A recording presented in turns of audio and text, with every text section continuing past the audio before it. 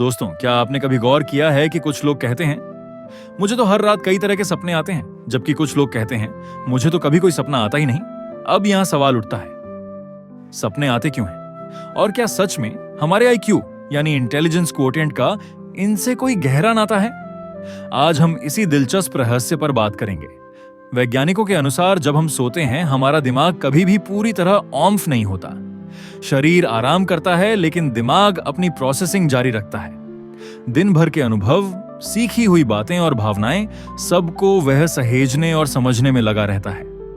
अब जिन लोगों का आईक्यू लेवल तेज होता है, यानी जिनकी सोचने और समझने की क्षमता औसत से अधिक होती है, उनका दिमाग दिन भर में ज्यादा एक्टिव रहता है। वे छोटी छोटी चीजों पर गहराई से सोचते हैं, सवाल पूछते हैं, तर्क ढूंढते हैं।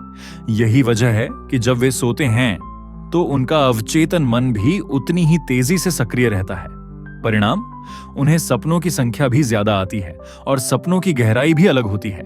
नींद के कई चरण होते हैं, जिनमें सबसे खास है REM sleep, rapid eye movement sleep. यही वह समय होता है जब सपने सबसे ज्यादा आते हैं। अब रिसर्च कहती है कि जो लोग ज्यादा समय REM स्लीप में बिताते हैं, उन्हें सपने भी ज्यादा आते हैं। और ध्यान दीजिए, अधिक आईक्यू वाले लोगों का दिमाग इतनी तेजी से काम करता है कि वह बार बार REM स्लीप में जाता है। यानी उनके लिए सपना देखना लगभग एक नॉर्मल बैकग्राउंड प्रोसेस जैसा हो जाता है। सिर्फ सपनों की संख्या ही नहीं, बल्कि उनका कंटेंट भी आईक्यू से जुड़ा होता है।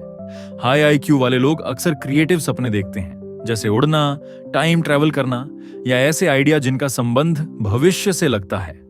औसत आईक्यू वाले लोग ज्यादातर रियल लाइफ सपने देखते हैं, जैसे स्कूल, ऑफिस, रिश्तेदार या रोजमर्रा की घटनाएं। इससे साफ पता चलता है कि सपनों की दुनिया भी हमारे दिमाग की गहराई और उसकी प्रोसेसिंग पावर का आईना है। क्या सपने हमारी इंटेलिजेंस को और बढ़ा सकते हैं?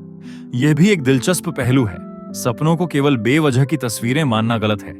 कई वैज्ञानिक मानते हैं कि सपने हमारे ब्रेन की जिम की तरह काम करते हैं। जैसे अगर कोई गणित का स्टूडेंट दिन भर किसी कठिन सवाल पर सोचता रहा, तो रात को उसे उससे जुड़े सपने आ सकते हैं।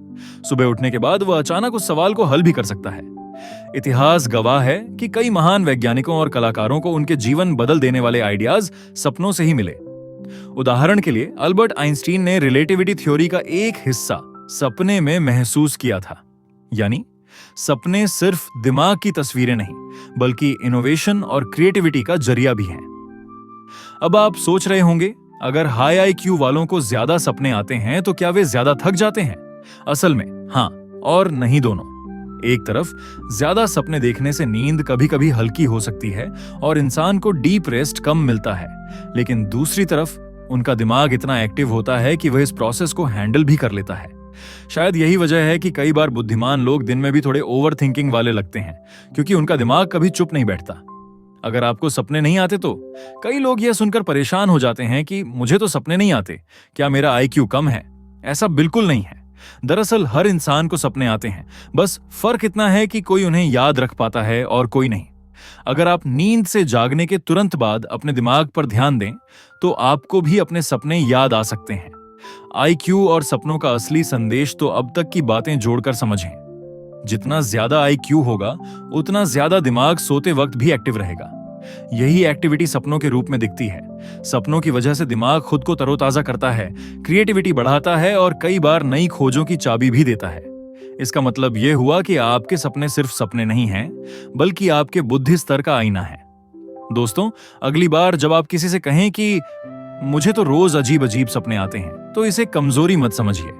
हो सकता है ये आपके दिमाग की तीव्रता और क्रिएटिविटी का संकेत हो। और अगर सपने याद नहीं रहते तो चिंता करने की जरूरत नहीं। शायद आपका दिमाग बहुत साइलेंट मोड में काम कर रहा हो। आखिरकार सपने हमारे अवचेतन मन की वो खिड़की हैं, जिनसे झांककर हम अपनी बुद्धि, सोच और क्रिएटिविटी की असली झलक देख सकते हैं। तो दोस्तों, अगली बार सोते समय अपने सपनों को हल्के में मत लीजिए, क्योंकि शायद आपकी अगली बड़ी सफलता, अगला आइडिया, अगला ब्रेक थ्रू आपके सपनों में ही छुपा हो।